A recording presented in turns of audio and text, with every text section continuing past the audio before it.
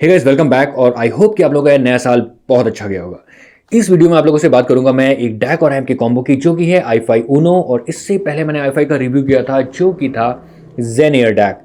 यहाँ पे आप देख सकते हैं कि दोनों के फॉर्म फैक्टर में कितना ज़्यादा डिफरेंस है। और सबसे मज़ेदार बात यहाँ पे ये है कि इन दोनों का जो प्राइस ब्रैकेट है ना, वो लगभग सिमिलर है। दोनों ही लगभग आपको 6,000 से लेकर 7,000 रुपए के बीच मिलते हैं इंडिया में। ऊनो, जिसका कि साइज बहुत ही छोटा है, बहुत ही ज़्यादा पोर्टेबल है, फॉर्म फैक्टर बहुत स्मॉल है, तो यहाँ पे ऑब्वियसली जो चीज़ें हैं वो थोड़ी कम होंगी किसके कंपैरिजन में। जेनियरडैक से ऐसा बिल्कुल भी नहीं है। और स्मॉल फॉर्म फैक्टर होने के बावजूद यहाँ पे ये काफ़ी चीज़ों से इक्विप्ड है। यहाँ पे आई ने बहुत अच्छा काम किया है कि यहाँ पे आपको ना डीएसपी मोड्स इंक्लूड किए हैं, यानी कि EQ for gaming, for movies and for music. तीन डीएसपी मोड्स यहाँ पे हैं, that is digital signal processing. यहाँ पे अगर आप इन तीनों मोड्स को ऑफ कर देंगे ना, तो आप इसको as a pure DAC use कर सकते हैं, जस्ट लाइक i5 जेनियर डैक। अगर मैं यहाँ पे बात करता हूँ बिल्ड क्वालिटी की और कंस्ट्रक्शन की, तो बिल्ड क्वालिटी और कंस्ट्रक्शन बिल्कुल इसका वैसे ही जैसे यहाँ पे है i5 जेनियर डैक का।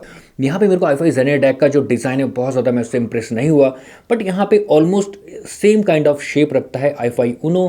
फिर because this is very much portable, और इसलिए मेरे को यहाँ पे यार ये बहुत ज़्यादा क्यूट और बहुत ज़्यादा अच्छा लगता है। तो यहाँ पे मेरे को बिल्ड और कंस्ट्रक्शन दोनों का ही काफ़ी अच्छा लगा। दोनों में ही same kind of plastic use हुआ है। इवन प्लास्टिक यूज़ होने के बावजूद यहाँ पे दोनों बिल्कुल चीप नहीं लगते, और मेरे ख्याल से ऊनो तो और ज़्यादा अच्छा लगता है क्योंकि स्मॉल फॉर्म फैक्टर है। और यहाँ पे आप इसका कलर देख सकते हैं, जो कि है हल्का सा ब्लूइश ग्रे कलर। चलिए आते हैं सीधे सीधे यहाँ पे इसके डिज़ाइन पार्ट में। अगर आप टॉप में देखेंगे ना, यहाँ पे आपको तीन EQ मोड साफ साफ दिख जाते हैं। जब आप कोई भी EQ मोड को चूज़ करेंगे, वहाँ पे ब्लू एलईडी ग्लो करती है उस पर्टिकुलर EQ मोड पे। यहाँ पे है आपका गेमिंग, मूवीज़ एंड म्यूज़िक, तीनों ही मोड्स टॉप में दिए हैं। यानी कि जब भी आप यूज़ करेंगे ना, तो ब्लू एलईडी जैसे मैंने कहा ग्लो करती है, बट ये एज अ बटन काम नहीं करते। और यहीं पे आता है एर्गोनॉमिक्स का पार्ट और यूजेबिलिटी का पार्ट। जस्ट इमेजिन कि यहाँ पे अगर ये तीनों ही एलईडीज़ बटन्स होते तो कितना अच्छा होता।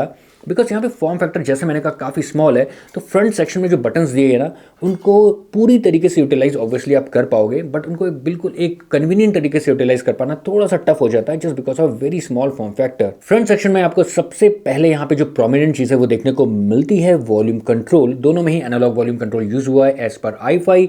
और साथ में यहाँ पर आपको मिलता है 3.5 mm का पोर्ट, यानी कि हेडफोन आउटपुट किसमें, i5 Uno में। But in the case of i5 जेनियर डैक, यहाँ पे आपको मिलता है 6.3 mm का हेडफोन आउटपुट। दोनों ही यहाँ पे जो हेडफोन आउटपुट है वो सिंगल एंडेड है, कोई भी यहाँ पे आपको बैलेंस्ड हेडफोन आउटपुट नहीं मिलता है। और यहाँ पे आपको पावर मैच का बटन मिलता है और EQ का बटन मिलता है। EQ का बटन सिंपली उसी चीज़ के लिए, जैसे मैंने कहा, जो आपके टॉप में यहाँ पे एलईडीज दिए हैं, इसी बटन से यानी EQ बटन से स्विच करते हैं इन तीनों मोड्स में।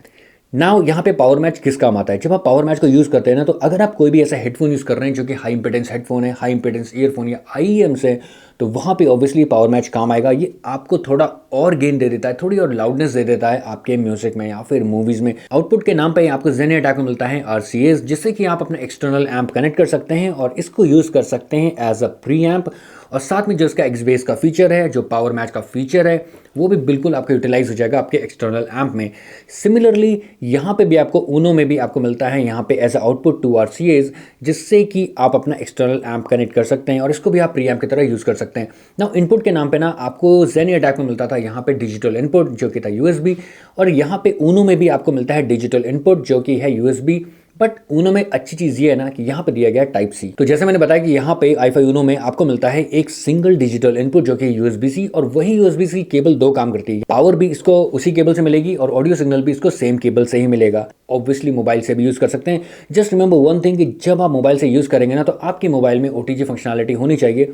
जैसे ही आप OTG फंक्शन को ऑन करेंगे, वहीं पे ये डैक पावर यूज़ करने लगेगा आपकी मोबाइल की। ऑब्वियसली वहाँ पे मोबाइल की बैटरी थोड़ी थोड़ी आपकी कंज्यूम होगी, बट आपको एक फ़ायदा ये रहेगा कि आपने अगर ये डैक ले लिया ना, तो इसमें आपको कोई भी ऐसी दिक्कत नहीं होने वाली फ्यूचर में कि इसकी बैटरी कभी डेड हो जाए, because it has no battery inside. तो गाइज यहाँ पे अब आप ये सोच रहे होंगे कि यहाँ पे जो तीन मोड्स दिए हैं DSP modes, that is your gaming, movies and music, यहाँ पे किस टाइप का डिफरेंस आपको मिलेगा। क्या वो डिफरेंस बहुत ज़्यादा होगा कि आपको बिल्कुल ही फील होने लगेगा कि हाँ यार आप बिल्कुल म्यूजिक से मूवीज़ में आ गए हैं, मूवीज़ से गेमिंग में आ गए। तो एक चीज़ मैं आपको बता दूं, ये जो डिफरेंस है ना बहुत ज़्यादा माइन्यूट है।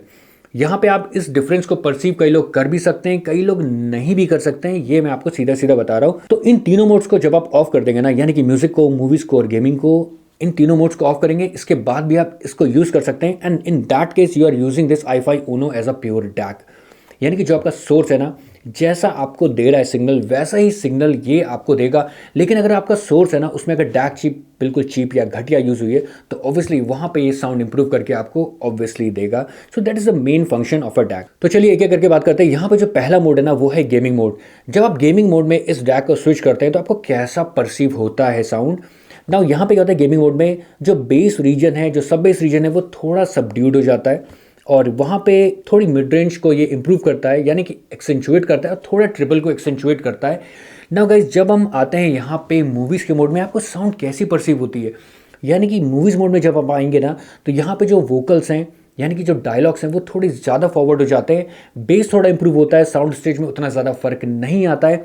एक चीज़ मैं आपको बताना भूल गया कि हाँ, गेमिंग के केस में साउंड स्टेज में थोड़ा बहुत इंप्रूवमेंट आपको मिलता है जब आप स्विच करते हैं यहाँ पे इसको गेमिंग मोड पे। तो जैसे मैंने बताया कि मूवीज़ मोड में है ना, यहाँ पे वोकल थोड़े फॉरवर्ड हो जाते हैं और होना भी चाहिए, बिकॉज आपने देखा होगा जो 5.1 होते हैं उसमें डेडिकेटेड सेंटर चैनल इसीलिए दिया होता है, because in case of movies क्या होता है ना, बहुत ज़्यादा सराउंड इफेक्ट्स होते हैं जो कि बहुत ज़्यादा ओवरवेल्म कर सकते हैं आपके वोकल्स पे। और इसीलिए यहाँ पे जो इसका जो मूवी मोड है ना, यहाँ पे वोकल थोड़े फॉरवर्ड हो जाते हैं, यानी कि आपको डायलॉग जो है ना वो थोड़े साफ सुनाई देते हैं। Guys, let's come to another EQ mode, जो कि है यहाँ पे आपका म्यूज़िक का।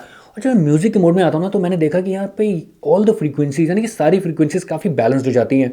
यहाँ पे जो बेस है वो बहुत ज़्यादा एक्सेंचुएट नहीं होता है, वोकल्स मैंने देखे थोड़े सॉफ्ट हो जाते हैं, और यहाँ पे ट्रिबल भी है ना वो भी बहुत ज़्यादा एक्सेंचुएट नहीं होता है। तो मेरे को यार ये चीज़ तो अच्छी लगी यहाँ पे इस डैक की कि हाँ, म्यूज़िक के मोड में इसने बहुत ज़्यादा साउंड को ऑल्टर नहीं किया जिस तरीके से इसने साउंड को ऑल्टर किया था गेमिंग और मूवीज़ के केस में। नाउ अगर आप इन तीनों ही DSP मोड को, यानी कि गेमिंग को, मूवीज़ को और म्यूज़िक को, तीनों को ऑफ करते हैं ना, तब भी ये डैक को आप यूटिलाइज कर सकते हैं। एंड इन दैट केस मेरे को लगता है ना, you are using this DAC as a pure DAC, because वहाँ पे कोई भी DSP फंक्शनैलिटी आपकी यूज़ नहीं होगी। तो गाइज, अब हम आते हैं इसके फाइनल कंक्लूजन पे, क्या आपको ये डैक परचेस करना चाहिए कि नहीं करना चाहिए। दैट इज़ i5 Uno, 7,000 रुपये का प्राइस ब्रैकेट, जिसमें कि बहुत लोग होते हैं ना जो 5 से 7,000 रुपये के बीच लेते हैं डोंगल डैक्स।